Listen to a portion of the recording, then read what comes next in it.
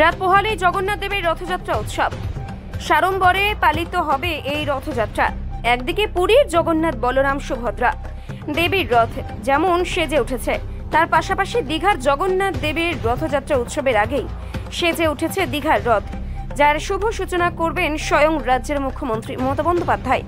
ইতিমধ্যে দীঘার জগন্নাথ দেবের প্রসাদ রেশন দোকানের মধ্যে দিয়ে বাড়ি বাড়ি পৌঁছেছে প্রসাদ।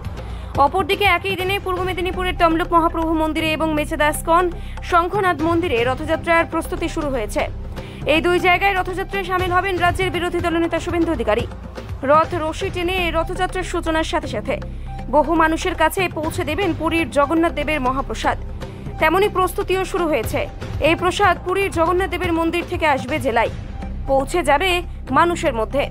ওই দুই রথযাত্রা নিয়ে ইতিমধ্যে রাজনৈতিক তোড়জোড় শুরু হয়েছে। একই জেলায় ভিন্ন জায়গায় অর্থাৎ দীঘায় রথ টানবেন মুখ্যমন্ত্রী মমতা বন্দ্যোপাধ্যায়, অপরদিকে মেচেদায় স্কনের রথে রশি টান দেবেন বিরোধী দলনেতা শুভেন্দু অধিকারী।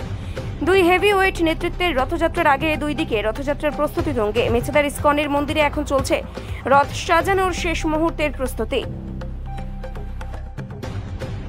আগামীকাল রথযাত্রা, সেই হিসেবে ইস্কনের রথযাত্রা প্রতি বছর একটা আলাদা মাত্রা দেয়, কারণ বহু মানুষজন আসেন।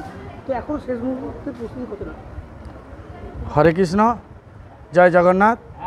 ইস্কন মেছেদা জগন্নাথ মন্দির, যার প্রতিষ্ঠাতা আচার্য ছিল অভয়চরণ অরবিন্দ ভক্তিবেদান্ত স্বামী প্রভুপাদ, তিনি সারা বিশ্বব্যাপী এই জগন্নাথের মহিমা প্রচার করেছেন এবং ইস্কন প্রতিষ্ঠা করেছেন।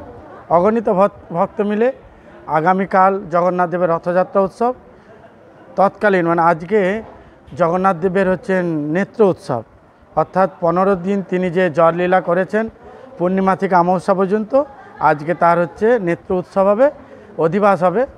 এবং কালকে রথযাত্রার যে প্রস্তুতি, আমাদের সমস্ত এলাকার গৌর সজ্জন ভক্তমণ্ডলী, নামট্য ভক্ত, গীতাকোষ, ভক্তিবৃক্ষ, যে ইস্কনে যারা অনুগামী তারা এবং সমস্ত যারা জগন্নাথের অনুপ্রাণিত তারা সবাই উপস্থিত হবে রথে। ঠিক 4টা বাজার সাথে সাথে পাণ্ডু বিজয় উৎসব হবে। রত্নবেদী থেকে তিনি রথে আরোহণ করবেন এবং উপস্থিত থাকবেন আমাদের মাননীয় শুভেন্দু অধিকারী মহাশয়, এই মন্দিরের চেয়ারম্যান।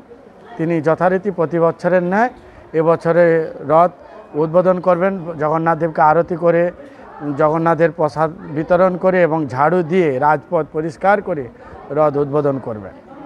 একদিকে দীঘায় মুখ্যমন্ত্রী মমতা বন্দ্যোপাধ্যায়, সেখানেও ইস্কনের দ্বারা পরিচালিত রথের সূচনা, পাশাপাশি মেচেদা ইস্কন, সব মিলিয়ে কী মনে করছেন, কতটা মানুষের মধ্যে?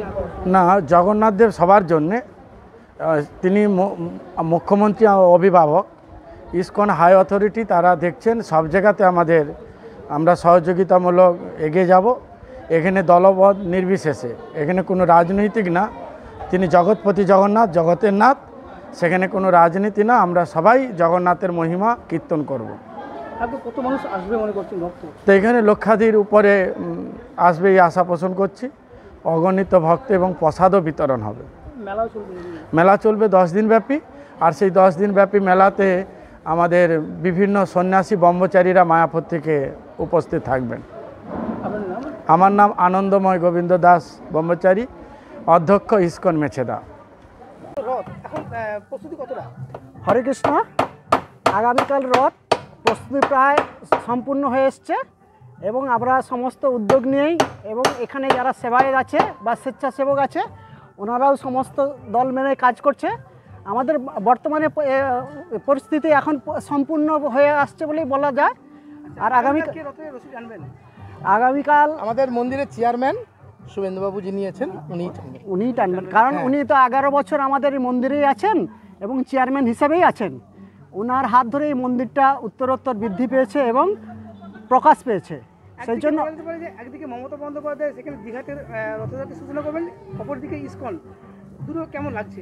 দুটো সেমই লাগছে, আমাদের কাছে আলাদা বলে কিছু নয়। কারণ একসময় যখন আমাদের প্রশাসনিক দপ্তর ছিল তখন শুভেন্দুবাবুই ছিলেন, তিনি এখন হয়তো আলাদা হয়েছেন, সবাই আলাদা চোখে দেখছে, কিন্তু তা নয়, তিনি তো আমাদের মন্দিরের